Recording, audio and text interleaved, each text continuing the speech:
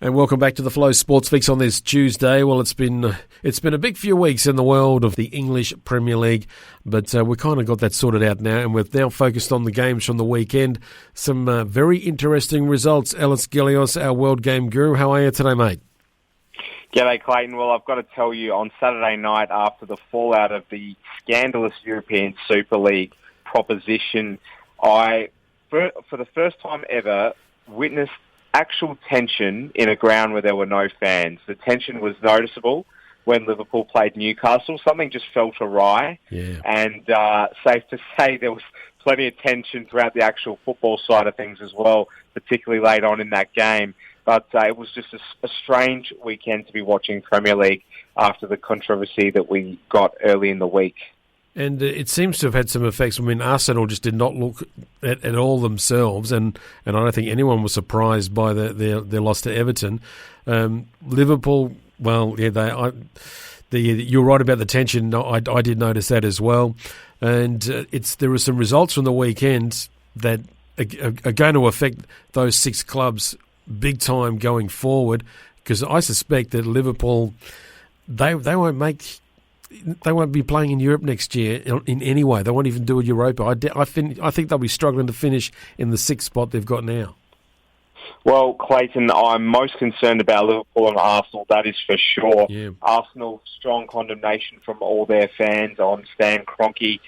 There's now a push for a new ownership model to come through. The owner of Spotify has solicited support from some club legends there, namely Thierry Henry and some others wanting to come in now and at the very least, put pressure on the Kroenkes to run Arsenal better, if not actually by the club themselves. So we'll see where that goes. But Arsenal, a terrible result, losing to Everton. If you actually look at the stats, Arsenal dominated this game, weren't able to take 3 points out of it. And I'll tell you what's really interesting here, Clayton, is that when you compare Liverpool and Arsenal are nowhere near close to finishing in the Champions League placements. They'll struggle to even finish mid-table at this point if they carry out getting results this bad between now and the end of the season. But they're almost in a better position than Liverpool to be playing in the Champions League next season because, of course, they're in the semi-finals of the Europa League and they've got Villarreal in the semi-final, which you'd expect them to get over. Although I've got to say it'll be interesting with Unai Emery coming up against his ex-employer. But if Arsenal can get themselves into a Europa League final, they're every chance to be in the Champions League next season, whilst Liverpool, obviously no proposition of winning any silverware this season on hold for them. And unfortunately, it looks like they're going to burn out big time. And burnt out is exactly what they did at home to Newcastle. I've never seen a side that literally just invited the opposition to get a share of the spoils in the way that Liverpool did in this game. They were almost asking for it. They got lucky with the VAR ruling out Newcastle's initial equaliser, only for Callum Wilson to then bundle home the eventual winner. It was just extraordinary scenes, but Liverpool only have themselves to blame. Mohamed Salah, how many opportunities does he want to miss in front of goal? And Mane didn't help Liverpool's cause much either. But defensively, just an absolute rabble. And it hurt the most having those cut scenes of Virgil van Dijk looking on in despair. Because, of course, we know how different times were when he was back in the side. But, shocking result for Liverpool. This really now almost confirms that for them to make it into the top four this season, it's going to take an absolute miracle. And for Arsenal, it's all about the Europa League for them, surely. And this result very much demonstrates that for Arsenal over the weekend. So, you've seen some toxic times off the pitch for both Liverpool and Arsenal over the last week, and it hasn't been much better on the pitch, unfortunately, for either of those clubs, Clayton. No, it certainly hasn't. And, I just wonder what's going to happen between now and not just the end of the season, but the start of next season, because so much is going to be going on. And but did you read the comments by Michael Owen regarding Mane and Salah for Liverpool, that in his view, that they're great players, but they lack the one thing that someone like Michael Owen and Ian Rush and others had, is that they can actually finish. And that's so... What do you think? Michael Owen's going off of a couple of golden seasons, and it's pretty rich by him. Someone ended up finishing his career on a pay-as-you-play contract. But nonetheless, I'll take his point. Yeah. But look, are Liverpool going to go out and get two better players at the moment? No, they're not. So it's really a case of regrouping, I think, for Jurgen Klopp and Liverpool. Great wins to Leicester over Crystal Palace. I'm glad that Leeds United fought hard to keep a 0-0 draw with Man United because my brother-in-law, the one-eyed Man United supporter, is not happy, and I'm always happy when he's not. And well done to Burnley. Aston Villa and West Brom drew. Sheffield United beat Brighton. It's going to be an interesting final few weeks. There's only about 5-6 games left for most sides. And then some of the attention's looking down to the bottom end now, and it looks like, well, Newcastle, I think they might be safe. I thought they were going down, Ellis, but I think they might be safe. Yeah, I think you're right, Clayton. That result certainly helping their cause away to Liverpool on the weekend, because they would have penciled that one in, obviously, at the start of the season as probably being a loss. But just regarding Leeds and Manchester United there as well, interesting to see the dynamics at play there. A lot of young players taking the pitch for both sides. A lot of the star players in both the Leeds and Manchester United camps are considerably young players.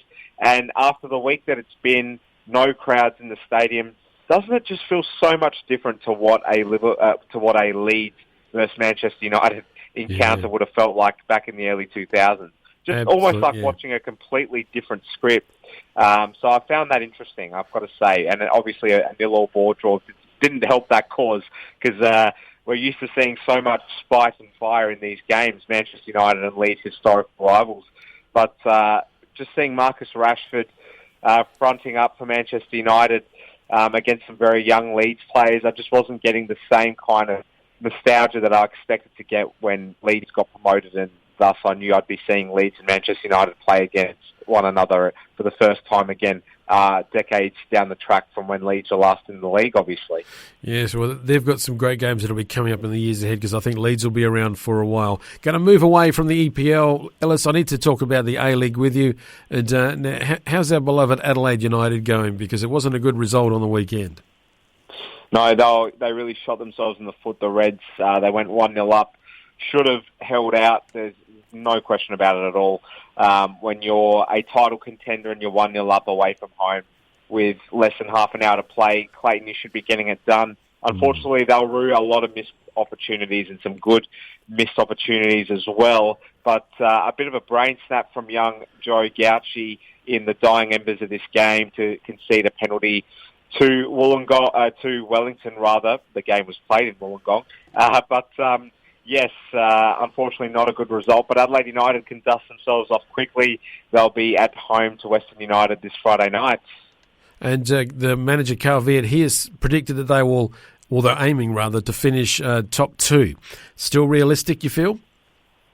Absolutely. Look, I don't think Central Coast Mariners are the side that they were 6 weeks ago. I think they've got vulnerabilities. They're conceding goals. They should have won on the weekend against Sydney FC. They were 2-0 up. And I just feel if one or two of these really good finds goes down that they've found a lot of rough diamonds in the off-season, like Marcos Urania and even Matt Simon's just reborn up front. If they lose one of these key cogs, I think they're almost toast, really, for me. Melbourne City are the big concern, and unfortunately drawing 1-1 to MacArthur is not a result that they would have penciled in at the beginning of the weekend's round of matches. But they are very much the most formidable team going around at the moment. And, of course, we can't not acknowledge Sydney FC now being a serious contender after re-signing Adam Lafondra, who's just taken the piss in the A-League for the last couple of seasons now, is returning from a little swan song in India to rejoin the Sky Blues. And it's an absolutely wonderful acquisition for them because, of course, they've signed Bobo, who was meant to be his replacement, on very small money, which means that Lafondra was able to be reworked back into the salary cap for Sydney FC. So they now, when they can get some consistent spread of results, Steve Corica will be eyeing off a third straight championship. And, of course, if he can pull that off, he'll be the first manager to do it in A-League history. And they're playing the Melbourne Victory tonight. Yes, a massive big blue because Melbourne Victory are back in form, you could probably say, after their win over the Wanderers on last Friday night. Yeah. A huge win for them. They made it hard for themselves, being 5-1 up, but they closed the game out 1-5-4 over Western Sydney, who have plenty of issues right now, and even some talk just today emerging of Carl Robinson potentially being under fire, his job not being safe, with the likes of Kevin Muscat being lined up as a candidate to replace him if Western Sydney don't make the finals this season. Oh, when I hear Kevin Muscat's name, you know something's going on, something's happening. Yeah, all the time. Well, all right, Ellis, we better leave it there. Thank you for sharing your thoughts with us on what's going on in the EPL and the A-League and that Super League thing. We're not talking about that anymore, and we're just moving on.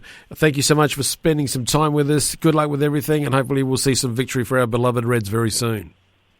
Always the thing I look forward to most at the beginning of my weeks, Clayton, talking about the round ball with you. So thanks again for having me on.